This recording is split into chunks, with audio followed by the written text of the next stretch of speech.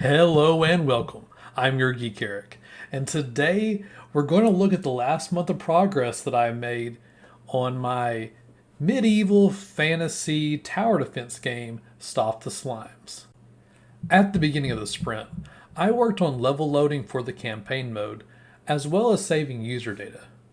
But after finishing those two things, I decided that I need to get a demo out as soon as possible. That way, as I'm building these new features, I'll be able to get immediate feedback as well as bug reports. And those bug reports will keep me from building on top of a buggy code base, which is a great plus. After that change of focus, I started working on the in-game UI to get it more presentable for the demo.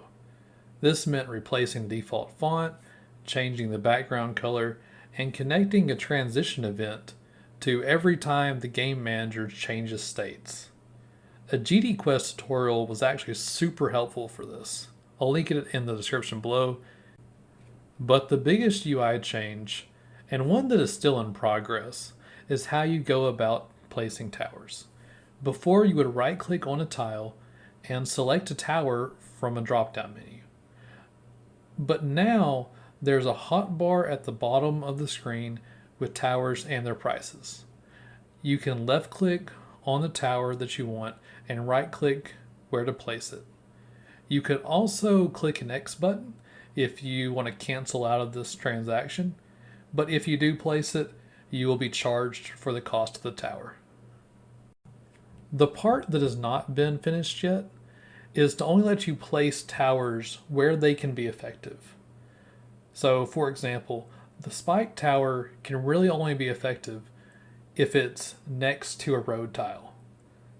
That being said, currently you could place it anywhere, making it a waste of 100 gems if you put it, let's say, 5 tiles away from the road.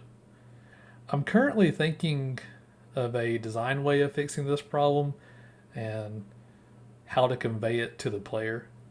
If you have any suggestions, please comment them down in the comment section below.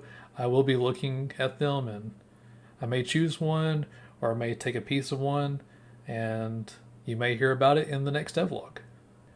Now that I had completed, in the smallest sense, a vertical slice of the game loop, I downloaded the Godot exporter package and built the game for WebGL. And wouldn't you know it, there was no build errors, so I was super excited. I zipped up that game so fast and uploaded it to itch, clicked play, and I got a black screen. Yep, that reading and writing of player data didn't work so well on the web, but that's okay. All I needed to do was comment it out because I wasn't really using it in the demo. And after swapping the renderer to GLES2, I had a working demo. But that's not the end of the sprint just yet. One of the benefits of getting the prototype out early is getting bug reports. Now, within about an hour of the build going public, I received 2 bug reports that I hadn't found in hours of testing the game by myself. That being said, I fixed both bugs and got a new build out later that night. This is just a reminder to test early and test often.